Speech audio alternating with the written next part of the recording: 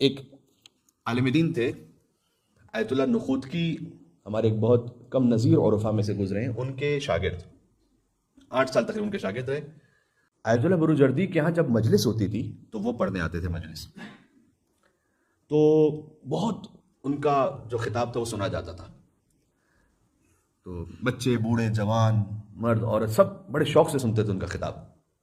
اب آیت اللہ بروجردی تو خود مرجع تقلید تھے، وہ عالم تھے، لیکن وہ بھی ان کا خطاب بڑے شوق سے سنتے تھے۔ تو ایک مرتبہ جب مجلس ختم ہوئی تو وہ آیت اللہ بروجردی انہیں ایک طرف لے گئے اور کہا کہ میں ایک راز آپ سے جاننا چاہتا ہوں، کیا وجہ ہے آپ کے ممبر جانے میں اور کیا اس میں تاثیر ہے کہ مجھ جیسا مرجع تقلید جو علی الاطلاق مرجع تقلید تھے، اس وقت ان کے زمانے میں کوئی اور ان کے پیرل مرجع تقلید نہیں تھا، سے لے کر ایک عام انسان تک سب آپ کا خطاب بڑے شوق سے سنتے ہیں اور استفادہ کرتے ہیں، کیا وجہ ہے؟ تو انہوں نے کہا کہ لطف خدا ہے، اللہ سبحانہ و تعالیٰ کی عنایت ہے۔ کہا یہ میں جانتا ہوں لطف خدا ہے، لیکن لطف خدا کیوں ہے یہ جاننا چاہتا ہوں۔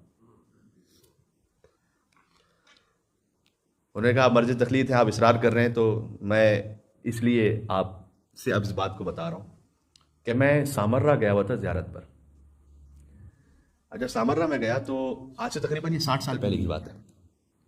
آج بھی ایسے ہی ہوتا ہے کہ سامرہ کے حرم کے دروازے بند ہو جاتے ہیں شام کے وقت، زمانے میں بھی ایسے ہی تھا۔ تو کہہ رہے کہ میں حرم میں تھا، اب حرم بند ہونے کا وقت آ گیا، تو میں نے حرم کے خدام سے بہت زیادہ ریکویسٹ کی کہ بھئی حرم تو بند کر کے چلے جائیں گے آپ، مجھے اگر اجازت دیں بس میں اندر بیٹھا رہوں رات بھر۔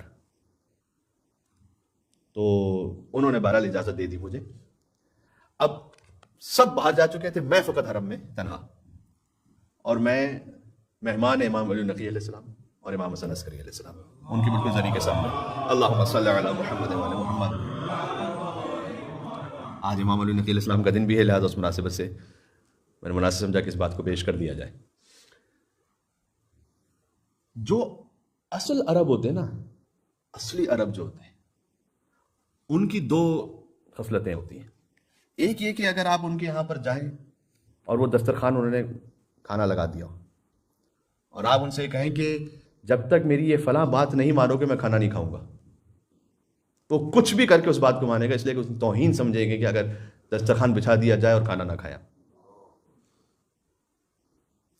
دوسرا یہ کہ اگر آپ کسی کے باپ کے ہاں چلے جائیں اور اس سے التماس کریں کہ آپ اپنے بیٹے سے کہیں کہ یہ میری بات پوری کر دے، تو جو اصلی عرب ہے وہ کبھی بھی اس بات کو رد نہیں کرے گا کہ یہ میرے باپ کے گھر چلا گیا۔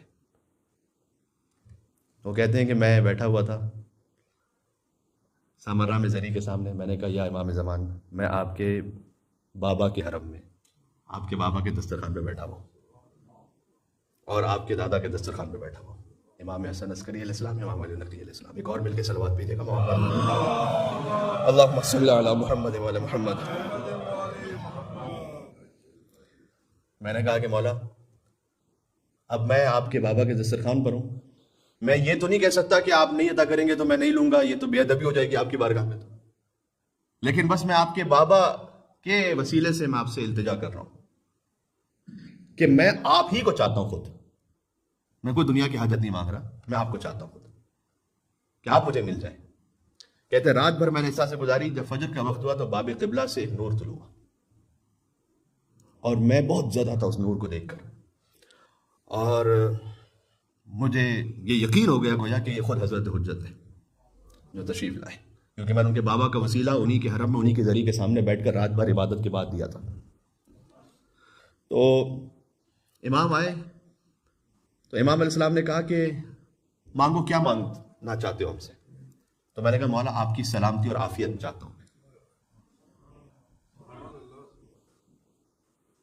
امام مسکرائے اور فرمایا کہ کچھ اور بھی مانگو۔ کہا آپ سے آپ کی سلامتی اور عافیت چاہتا ہوں۔ کہا اچھا کچھ اور بھی مانگو۔ کہا آپ سے آپ کی سلامتی اور عافیت چاہتا ہوں۔ 3 مرتبہ ایسا ہوا۔ امام مسکرائے، فرمایا کہ اچھی طرح گدائی کی ہے لیکن ابھی گدائی اور بھی باقی ہے، اور پھر فرمایا ہم تمہیں وہ علم اور تبلیغ کا ذریعہ عطا کریں گے کہ چاہے کوئی بڑے سے بڑا عالم ہو تمہارے سامنے یا کوئی چھوٹے چھوٹے سے عام انسان ہو، سب کے سب تمہارے علم سے اور تمہاری تبلیغ سے استفادہ کریں گے۔ جاؤ۔ نے عطا کیا، وہاں سے عطا ہو گیا۔ ایک مل کے صلوات بھیجیے گا محمد و آل محمد پر، اللہم صلی علی محمد و آل محمد۔